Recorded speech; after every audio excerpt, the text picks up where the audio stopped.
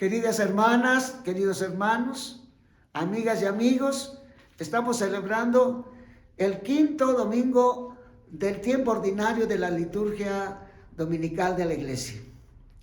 Y el día de hoy, el evangelio, que es el evangelio de San Mateo, que estamos nosotros leyendo, nos pone nuestro Señor, pues nos describe como luz del mundo y sal de la tierra. Hay dos actitudes que a nosotros nos obligan a trabajar por el bien, por la justicia, por el buen trato a las personas. Sí, y por eso nos cita a dos casos. Uno son los hermanos Zompaxtle Tecpile.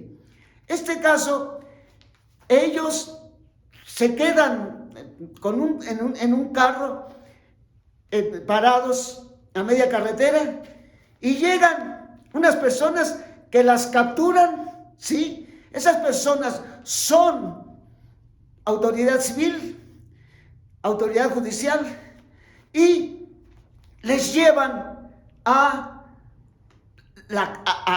detener en la cárcel. Y les acusan incluso de ser miembros de un grupo de personas que están luchando por la justicia, pero que son personas que están alterando el orden dentro de su comunidad, dentro de sus comunidades, cosa que no tiene nada que ver con ellos. Y ellos se defienden. Y claro, les dicen, prueban su inocencia, pero apenas acaban de salir, no los dejan ni siquiera de salir de las instalaciones de la fiscalía, donde los tienen, y los vuelven a llevar, los vuelven a meter en la cárcel. Esto es, en la primera década, esto sucede en la segunda, en el principio de la segunda década de este siglo. Esto sucede con ellos dos. Entonces, por supuesto que ellos hacen su defensa y después de 2 años de prisión preventiva, de 2 años, logran ellos salir de la cárcel. Pero hasta después de 2 años, ¿verdad? De un martirio dentro de la misma cárcel. Entonces, gracias a Dios, ellos recurren a la Comisión Interamericana de Derechos Humanos y empieza todo un ir y venir del caso hasta las autoridades mexicanas, desde la comisión, y finalmente llegan a la Corte Interamericana de Derechos Humanos. Y acaba de ser condenado el gobierno mexicano por la prisión preventiva que ellos soportaron de un crimen que no cometieron, pero también con todo lo que implicó para su defensa, la cantidad de gastos que hicieron, todo lo que tuvieron que hacer, siendo unas personas limitadas en su condición económica. Este caso, Zompaxtle Tecpile, es un caso y es un ícono en México, y por eso el día de hoy le estamos agradeciendo a Dios esto. Pero junto con ellos hay otro compañero que no alcanzó a ver esto porque él murió antes de que terminara este asunto. Entonces, pero ahí se tuvo que trabajar con personas que trabajan en es una organización que se llama Red Solidaria Década contra la Impunidad, quien logró que esto se sostuviera, y con la colaboración de mucha gente, pero invirtiendo tiempo, invirtiendo gastos, dinero. Todo esto solamente por esa oscuridad con la que nosotros somos gobernados en el orden de la justicia en este país. Existe otro caso. Este viene de un municipio del estado de Jalisco, muy cercano a la capital del estado de Jalisco, Guadalajara. Este caso se realiza en Poncitlán, una comunidad, una ciudad cercana a Guadalajara, repito, a donde acuden a las autoridades judiciales, a la fiscalía. Acude una muchacha de 21 años, sí, cuya situación es haber sido violentada, ella, por una persona. Entonces su madre va con ella para poner la queja, para hacer la denuncia. Y el tipo que violó a esta joven, llega y dentro de las instalaciones de la fiscalía en Poncitlán, asesina a las dos personas, a la mujer y a su hija. Entonces, lo que más terrible resulta de eso es que el gobernador actual de Jalisco, cuando le dicen que le dicen es más, es la prensa la que le dice, y delante de ellos dice: yo no voy a perseguir personalmente a los agresores. ¿Para qué está la autoridad entonces? Esto es algo que no se puede tolerar. Esto es algo a lo que nos debemos enfrentar. Aquí está, queridas hermanas y queridos hermanos, ¿dónde está aquello que Cristo nos pide? Ser sal de la tierra y luz del mundo. Nosotros tenemos que enfrentar esta descomposición social. Estamos hablando de dos personas inocentes que las mantienen en prevención preventiva sin tener ninguna solidez las acusaciones para los que las tienen. Y repito, lograron que ellos salieran, sí, quedaran inocentes en 2 ocasiones, y las 2 ocasiones apenas llegan y les dicen su libertad, en la siguiente oficina los vuelven a detener, ahí los tienen. No podemos, así es como tenemos que entender nosotros nuestro ser sal de la tierra y luz del mundo. Tenemos desde el Evangelio que trabajar, porque el caso de estas muchachas, pues de la señora y su hija, pues empieza, pero ya están personas defensoras de derechos humanos detrás del caso y van para trabajar en él. Ya, esto es algo que es un hecho. Pero, y lo mismo sucedió para que salieran estos 2 muchachos libres, y que ahora, detrás de la sentencia, tienen que reponer todo.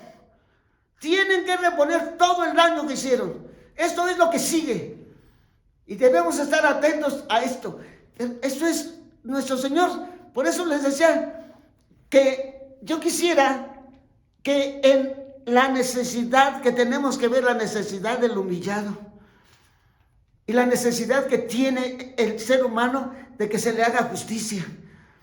Esto es lo que nos está pidiendo el profeta Isaías, que nosotros seamos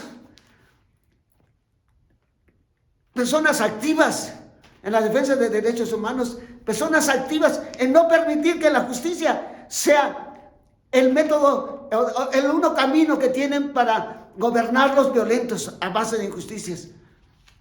Tenemos que ser verdaderos cristianos. Esto es la vida cristiana, hermanas y hermanos.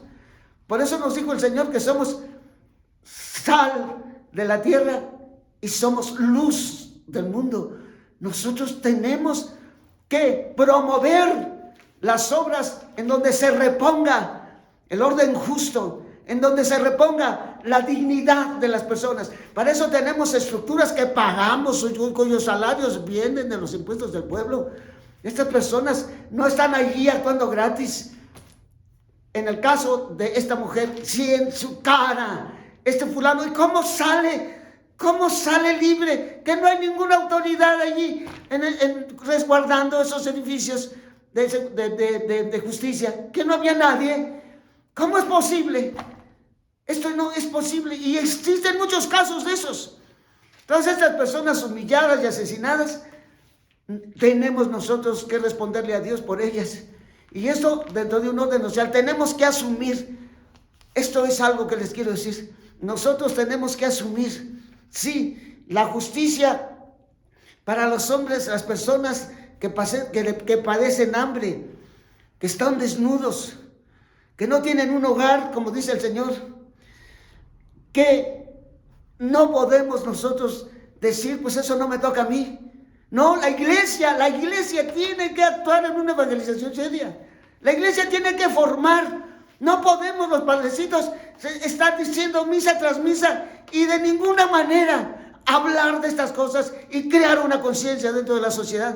No podemos nosotros hacer una pastoral solo de sacramentos y ya allí. No, Señor, tenemos que hacer una formación de la mente, una formación del corazón a través de una evangelización que se acerque a la finalidad con la que Cristo nos dio el evangelio, para que la vida, la mente, el corazón, los sentimientos de las personas cambien y ellas mismas no tienen. Aquí la señora sola va a defender a esta joven.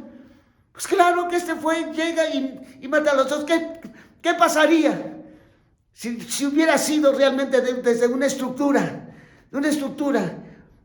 creada desde una base de defensa de los derechos humanos? A ver si este fulano se atreve a ir a matar a estas dos mujeres inocentes.